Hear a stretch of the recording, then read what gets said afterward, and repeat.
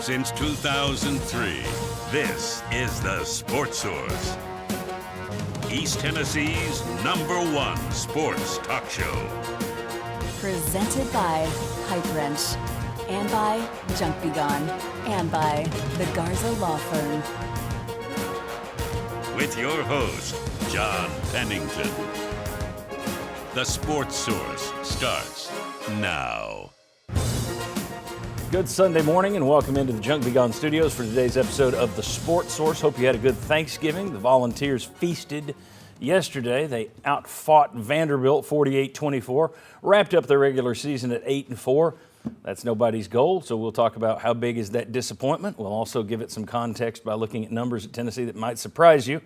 So we'll get your take on that. We'll also have a poll today to get your take on Josh Heupel and where he stands in your mind at this point. I do want to say, and we're going to break down the Vanderbilt game quickly off the top, but for the most part, since we've got 10, 11 guys in here today, we're going to spend most of this day talking about a kind of a season in review, looking at all the issues, offensive, defensive, roster, NIL, coaching changes, you name it, it's in today's show. But I do want to make one point for you DVR viewers right off the show, if we could put this up here.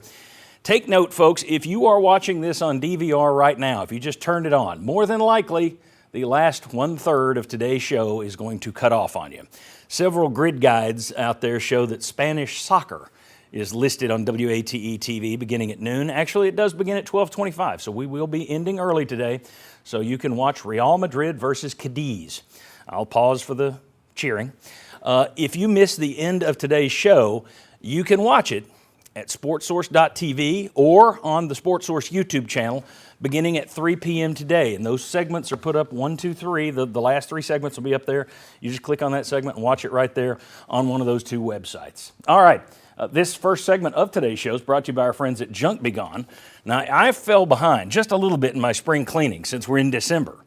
But I am going to have Junk Be Gone come out to my house in the next couple of weeks. You're going to have to see a big dumpster in front of my yard because I had a big one. The spring cleaning fell behind. Then I had a big yard project that got underway. So I've got junk, I got boxes, I got trash to get rid of.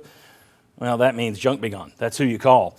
JunkBeGone.biz is where you go to find more, learn more about them. They do a great job. I've used them for many years. We've told you about them for many years. There's a reason we call it the Junk Be Gone Studios. Junk Be Gone. Check them out this week. All right, let's welcome in the first round of panelists. Right over here, Jimmy Hymes, and then the VFLs. We got Mike Stoll, Kevin Simon, Will Overstreet, many more waiting in the wings. Let me go ahead. You see Vols outfought Vandy 48-28. That's actually wrong, 48-24. That's what happens when you do a graphic at 3 a.m. But we do have a poll question for you. We're going to cover that in a second, but here's your poll question. What is your take on Josh Heupel? Very simple. Here are your options. Worth every penny, or pretty good start, or I'm not impressed, or he's not the guy. So you tell us right now, 51% of you say, pretty good start. Click the QR code using your smartphone or go to sportsource.tv/polls. Tell us your answer. I want to know what your take is on Josh Heupel. I want to see if it changes throughout the show as we discuss some of this stuff. All right, now I'll shut up. Jimmy Hymes, what was your big takeaway from yesterday's game? Understanding that Vanderbilt's not very good, Tennessee's offensive line had 3 guys out that were starters, and then Cooper Mays got injured in the first half. You still got 48 points and over 600 yards. So I'll give you credit for running up those kind of numbers, even with the decimated offensive line. Decimated is the right word. So we'll come back to that. Mike, what's your takeaway? Yeah, for me, if you look at, with all that, Vanderbilt's still not very good. Will always said Kentucky, Vandy. What does Vandy do with the expansion of the SEC? You didn't win a game this year in the Collect SEC. the check. Yeah, get money and go maybe in a couple years finish building your stadium. I don't know. But Vandy's got their hands full for many years. So they're going to have to do something. I don't think expansion is going to hurt their record. You can't get anywhere. Well, I mean, here's the thing about the expansion. For Tennessee fans, if the SEC stays with an 8-game schedule, and they most likely will because most ADs want to schedule their way right into a bowl, kind of like cowards, that means you're going to be getting Vanderbilt every year. You're going to lose Alabama, except on the flip-flop, Georgia on the flip-flop, Kentucky, your oldest rival. All those are going. You're going to get Vandy every year, though. Whee! Kevin, your takeaway on that game yesterday. Give me Vanderbilt every weekend in the new SEC expansion. Hey, I'm loving every second of it. Rivalry weekend. Yeah, hey, give me Vandy. Yeah. Every single time. So you're happy with cowardly scheduling your way to victories and bowls? Well, It makes money. Yeah. Hey, look at the Big Ten, Ohio State. What's they do every year, Yeah. right? So, I mean, but if we really look at this, mine was just the disappointment in this rivalry game. When I went and watched all the other rivalry games and saw competitive games going down to the last second, and then coming back and flipping back on to see Vanderbilt and just going, I mean, it's at Texas El Paso. It's whoever you want to call it. Yeah. That's who's rolling out there. It's not an SEC team rolling out there. And so it's just kind of at the end of the day, I think you talked about it ahead of this, John. Let's put Vanderbilt very early in the schedule and let's just get that over with because it is a meaningless game in November when you want to try to find something there to say what's going to keep me engaged in the season. I don't like the game. I would love just making that your season opener every year and get it over with. Season opener with Vandy. Go ahead. I was going to say thanks to Hypos to making it meaningless because Vanderbilt won 5 out of 7. Well, and 7 out of 15. And I was about to say, doesn't that tell you how bad they are overall, though, that they won 7 out of 15 against Tennessee, and you still look at them and go, no, it's Vanderbilt. Yeah.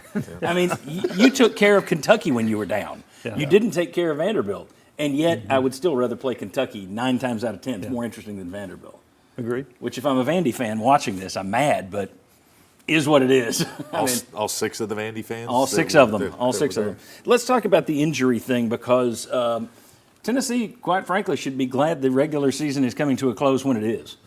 There was a point yesterday when your offensive line was, I'm trying to think, you had the only guy who had been a starter for most of the year was Ollie Lane, and he was out of position.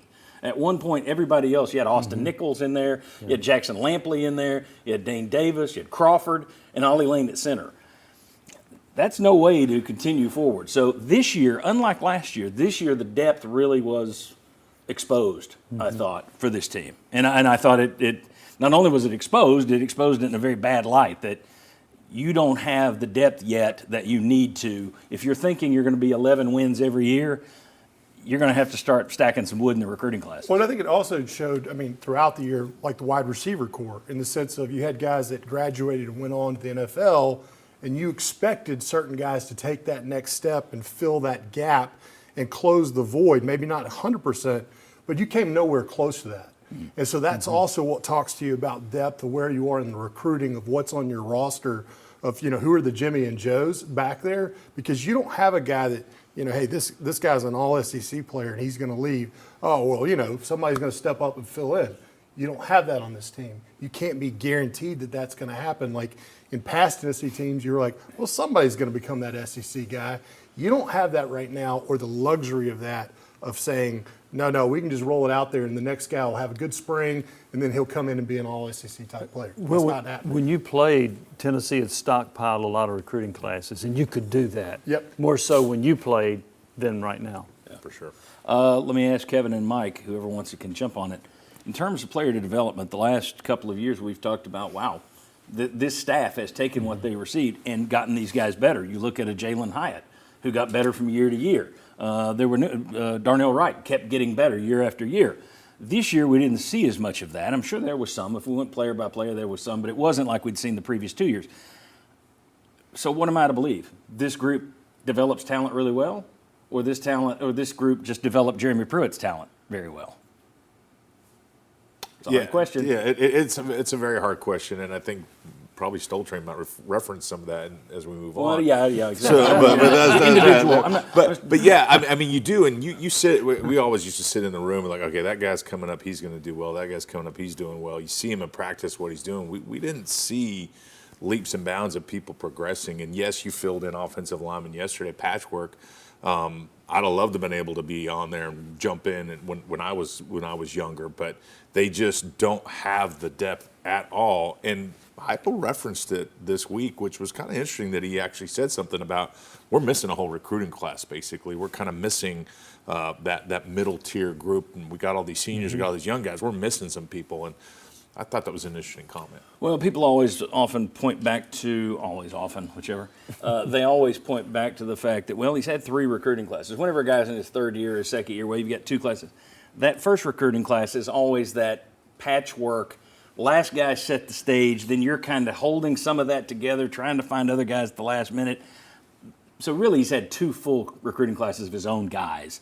But you got to start stacking wood, as we say. All right, let me go ahead. We got to catch a break here. Let me go ahead and show you the game gauge. We did this all year. These are the stats that when Tennessee hits them, they win like 90, 95% of the time. These are Josh Heupel stats over his career. Rushing yards, you got over it. Yards per rush, you got over it. Yards per play, you were at 7.8, only needed to hit 5.0. You didn't get the 3 sacks, but you didn't need them yesterday. And then also, Hypos record is now, here we go, 33-0 when he holds his opponent to under 27 points, 48-8 when his team scores 30 points or more. And they lost the turnover margin yesterday, but they won the game. So they're now 6-8 when they lose the turnover margin under Josh Heupel. Still, 6 years as head coach, they've only lost the turnover margin 14 times, which tells you they take care of the football pretty well. All right, when we come back, let's talk more about the Vols and the best player on the field yesterday. Was the guy we've been waiting for all season to have a game like that? That's what I would go with. We'll see what everybody else says. Come on back on the Sports Source.